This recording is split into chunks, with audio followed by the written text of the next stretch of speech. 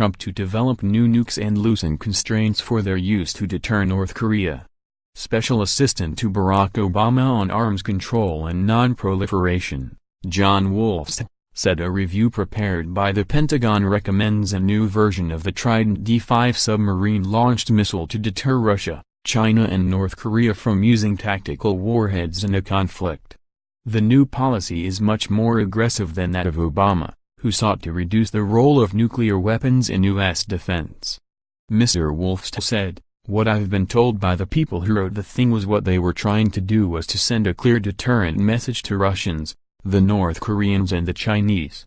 And there is pretty good, moderate but strong language that makes clear that any attempt by Russia or North Korea to use nuclear weapons would result in a massive consequence for them, and I think that's actually moderate, centrist and probably very much needed. Where they go overboard is where they say that in order to make that credible the U.S. needs to develop 2 new types of nuclear weapons. We spend $5 billion per submarine to make it invisible, and we put a lot of warheads on each submarine, and so what they want to do is take one missile, put one small warhead on it and launch it first, so the submarine is vulnerable to Russian attack. That strikes me as being unsustainable from a naval strategy point of view. The Nuclear Policy Review, NPR, is the first in 8 years and is expected to be published after Trump's State of Union speech at the end of January. The NPR also expands the circumstances in which the U.S. could use nuclear weapons to include a response to a non-nuclear attack that caused mass casualties or was aimed at critical infrastructure or nuclear command and control sites. Mr. Wolfsthal said the final draft states the U.S. will start introducing a sea-launched nuclear cruise missile as a counter to a new ground-launched cruise missile that the U.S. has accused Russia of developing, which is in violation of the 1987 Intermediate Range Nuclear Forces (INF) Treaty. The review, which could be Trump's signature nuclear weapons initiative in response to a growing North Korean nuclear threat, could lead to more than $1 trillion in spending over nearly 30 years.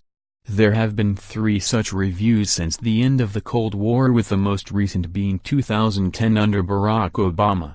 One defense official said, "This nuclear posture review is unique in that it is the first one to occur after a notable negative evolution in the security environment. Threats have become more stark and volatile since 2010. And a fresh look at nuclear posture is essential to countering these threats." Trump ordered the review in a presidential memorandum last January, 1 week after he took office.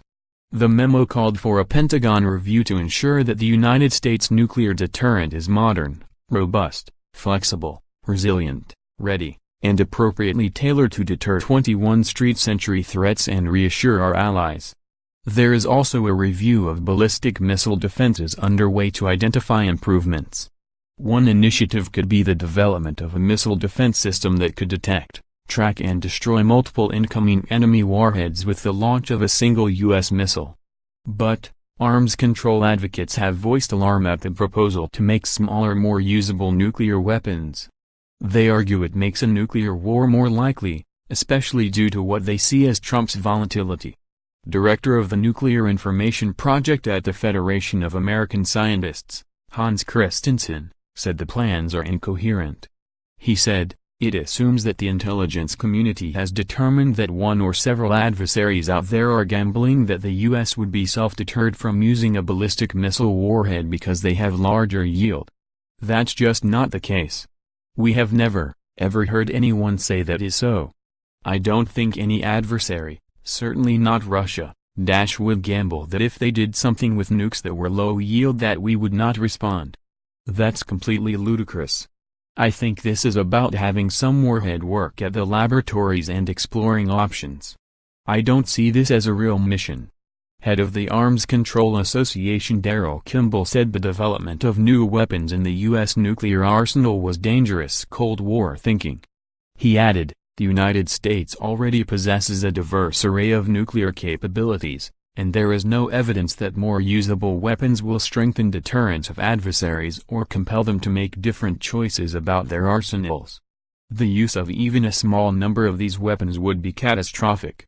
Threatening nuclear attack to counter new kinds of asymmetric threats is unnecessary, would increase the risk of nuclear weapons use, and would make it easier for other countries to justify excessive roles for nuclear weapons in their policies.